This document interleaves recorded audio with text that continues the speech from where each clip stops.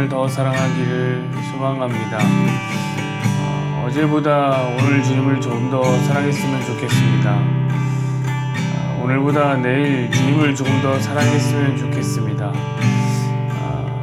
우리가 사랑하던 다른 것들을 내려놓고 주님을 더 많이 사랑했으면 좋겠습니다. 우리가 사랑하던 사람들 내려놓고 주님이 우리의 사랑의 대상이 되기를 소망합니다. 오늘 하나님 붙잡아 주셔서 우리 처음 가는 그날까지 조금씩 주님을 더 많이 사랑하게 되는 주의 백성들 되게 하여 주십시오. 예수님의 이름으로 기도합니다. 아멘.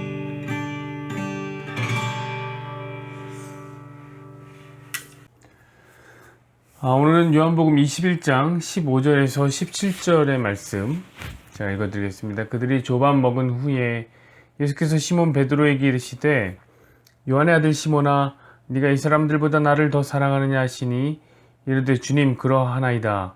내가 주님을 사랑하는 줄 주께서 아시나이다.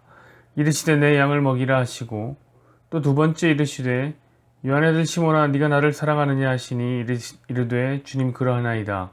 내가 주님을 사랑하는 줄 주께서 아시나이다. 이르시되 내 양을 치라 하시고 세 번째 이르시되 요한의 아들 시몬아 네가 나를 사랑하느냐 하시니 주께서 세 번째 네가 나를 사랑하느냐 하심으로 베드로가 근심하여 이르되 주님 모든 것을 아시오매 내가 주님을 사랑하는 줄을 주께서 아시나이다. 예수께서 이르시되 내 양을 먹이라. 아멘. 우리 이 말씀으로 부활 그 이후 예수님의 질문 네 번째 네가 나를 사랑하느냐 라는 제목으로 말씀을 함께 나누겠습니다. 여러분은 사랑을 하면서 가장 불편한 순간이 언제입니까? 저는 사랑을 확인하는 순간이라고 생각합니다. 나 사랑해? 얼만큼 사랑해? 이거 진짜 힘든 질문이죠. 무슨 말을 해도 오답이에요. 무슨 말을 해도. 최소한 이 햄릿의 빙의가 돼줘야지만 정답을 겨우 말할 수 있습니다.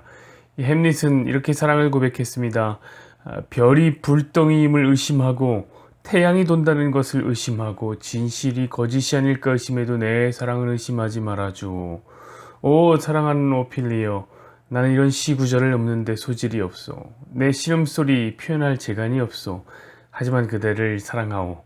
오 가장 훌륭하게 내 말을 믿어주오. 안녕 이 기계와 같은 몸이 내 것인 한 가장 소중한 아가씨여. 영원히 그대의 것 햄릿. 요 정도 해줘야 겨우 정답을 말할 수 있습니다. 그런데 여기에 만약에 어떤 상황이 더해지면 사랑을 확인하는 질문은 세상 가장 불편한 질문이 되어버립니다. 우리가 만약에 잘못을 한다면 더 어려워지는 것이죠. 여러분이 유부남이라고 생각을 한번 해보십시오. 여러분이 무언가 큰 잘못을 했어요. 비상금을 모으다가 걸렸거나 아니면 다른 여자 아이돌을 보고 예쁘다고 했거나 말도 없이 친구들과 당구 치느라고 너무 늦게까지 있다가 집에 들어왔습니다. 그런데 와이프가 문 앞에 마중을 나와 있습니다. 소름 돋죠. 환하게 웃으면서 나를 많이 해줍니다. 왔어 여보 이렇게 얘기해줘요. 집안에서 따뜻한 된장찌개 냄새가 진동을 합니다. 내가 제일 좋아하는 고등어 자반 냄새까지 납니다. 배고프지? 밥 먹자. 함께 밥을 먹는데 와이프가 나를 빤히 쳐다보고 있습니다. 그리고 다 먹을 때쯤 와이프가 고개를 한 45도 정도 돌리면서 저에게 말합니다. 여보 나 사랑해? 그것도 3번 묻습니다. 나 사랑하냐고? 3번을 물어요? 그건 정말 불편할 거예요. 여러분 이 이야기는 오늘 갈릴리 새벽에서 제가 재구성한 이야기입니다. 갈릴리 새벽의 이야기예요. 자, 예수님은 자기를 배반한 제자들을 찾아 갈릴리로 가십니다. 그리고 그 유명한 요한복음 21장이 시작됩니다. 밤새도록 고기를 잡는 제자들 그러나 한 마리로 못 잡습니다. 그때 예수님 나타나십니다. 그러나 제자들은 얼마나 묻어나는지 예수님을 알아보지도 못합니다. 예수님은 배 오른편에 그물을 던지려 합니다. 그러자 고기가 심히 많아 그물을 들 수조차 없습니다.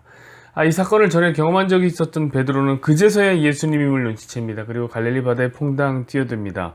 한 90m 정도를 헤엄쳐서 그 주님을 찾아갑니다.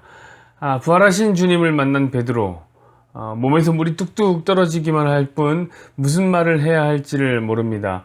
주님의 말씀을 따라 갈릴리로 오기는 왔지만 정작 주님을 만나고 나니 주님이 십자가를 지기 전날 밤에 그 악몽이 떠올라서 말문이 막혔어요. 아무 말도 할 수가 없어요. 근데 주님은 미리 해변에 불을 피워놓고 먹을 것을 준비해 놓으셨단 말이에요. 그날 밤에 악몽이 더욱더 심하게 선명해집니다.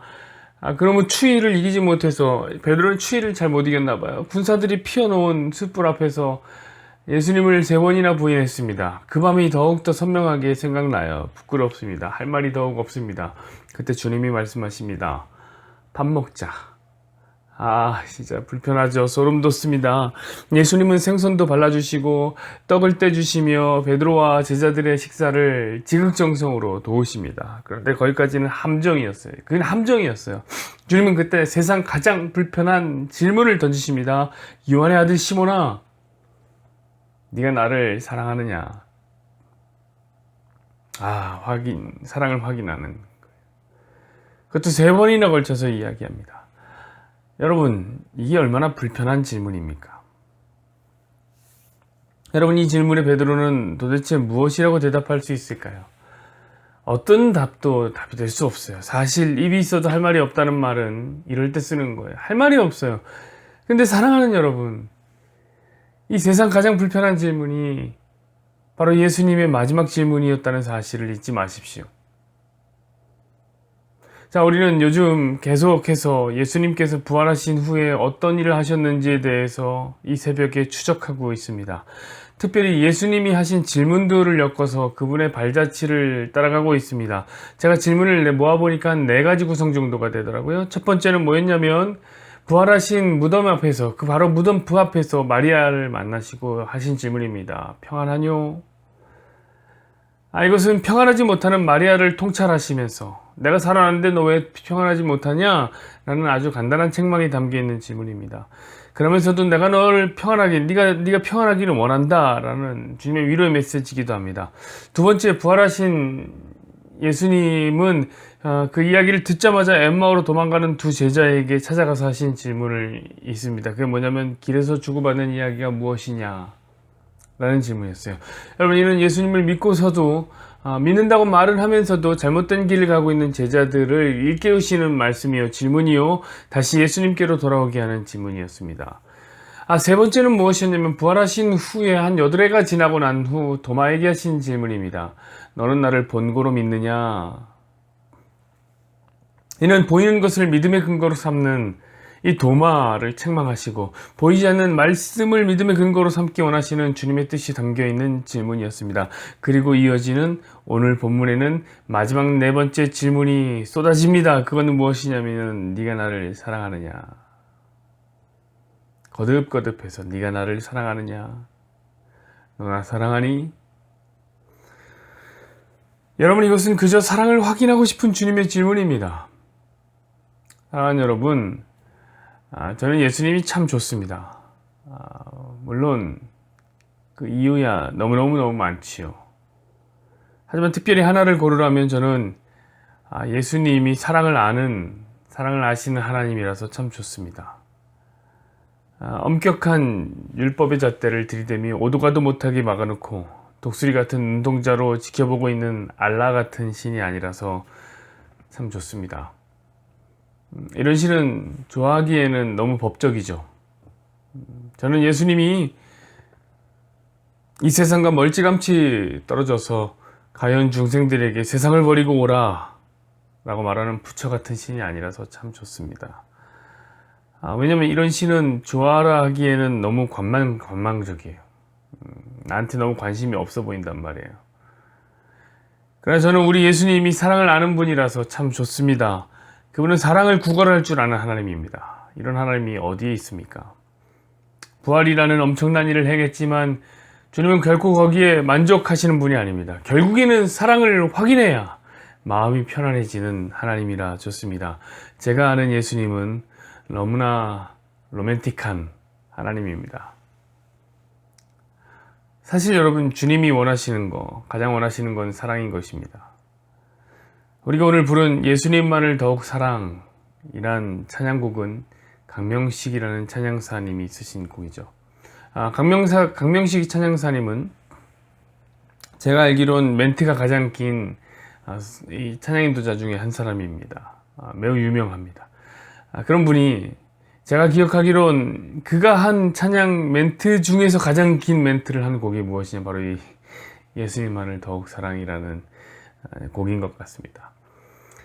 이 강명식 씨는 확신에 가득 차서 이렇게 고백했습니다. 여러분, 저 천국에 가면, 그래서 우리가 예수님을 만나면 주님이 우리에게 무엇을 물어보실 것 같아요?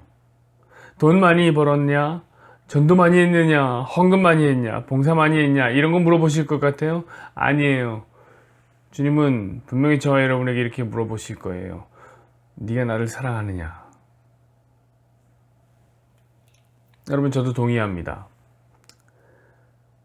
맞는 것 같아요. 그분은 사랑을 구걸하시는 신이에요. 그리고 그것이 그분의 결론이에요. 그분의 항상 마지막은 그것이에요. 그분에게 제일 중요한 것은 평안을 주려는 그분의 사역이 아니에요. 그것도 무척 중요한 일이죠. 우리에게 평안을 주는 그분의 사역은 매우 중요합니다. 그러나 그건 제일 중요한 건 아니에요. 그분에게 제일 중요한 것은 우리로 하여금 바른 길을 걷게 하고자 하는 것, 그거 아닙니다. 그것도 중요하죠. 물론 중요합니다. 우리로 하여금 바른 길을 걷게 하는 것, 예루살렘으로 가게 하는 것 중요합니다. 그러나 그분에게 제일 중요한 건 아니에요. 그분에게 제일 중요한 것은 보이지 않는 것을 믿게 하려는 그 믿음 그 자체가 아닙니다. 그 믿음도 중요합니다. 보이지 않는 것을 따라가는 것은 너무나 중요합니다. 그러나 그건 제일 중요한 거 아니에요. 진정으로 예수님에게 가장 중요한 것은, 그래서 마무리에 담고 싶은 이야기는 무엇이냐면 예수님과 우리가 서로 사랑하는 거예요. 여러분, 그분은 지금 진지하다고요. 3번이나 거듭해서 물을 정도로 완벽하게 확인받고 싶으신 거예요. 무엇을요? 우리의 사랑을 확인받고 싶으신 것입니다. 온 우주의 주인이신 그분은 어쩌다 이렇게 애정 결핍에 걸려버린 것입니까? 저는 정확한 이유는 알 수 없습니다. 하지만 분명한 것은 예수님은 사랑에 미친 분이 분명합니다. 그분이 얼마나 로맨틱한 신이냐면, 그분은 죄인을 위해서 사랑해서 죽음으로 뛰어드는 신이란 말이에요. 그분의 사랑은 찐이란 말이죠.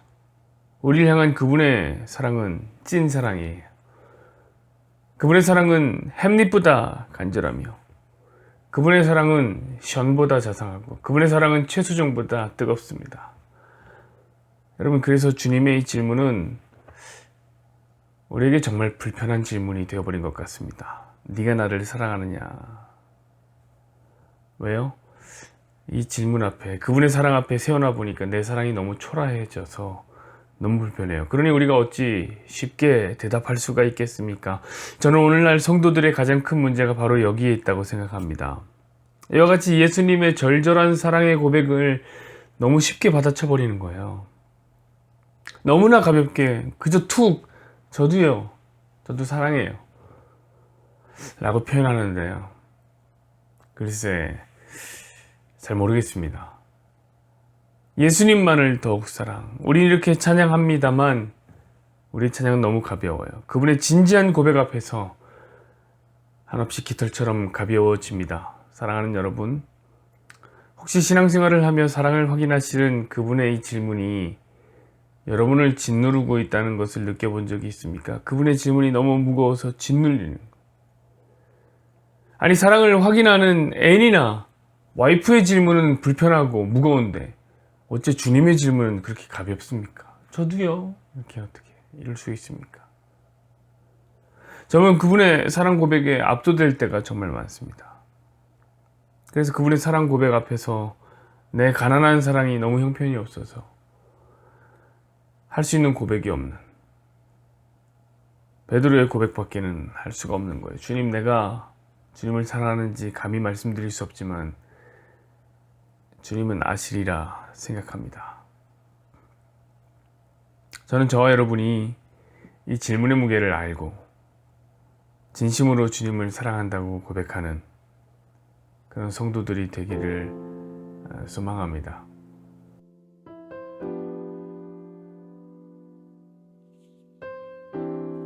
여호와는 내게 복을 주시고 너를 지키시기를 원하며 여호와는 그의 얼굴을 내게 비추사 은혜 베푸시기를 원하며 여호와는 그 얼굴을 내게로 향하여 드사 평강 주시기를 원하노라.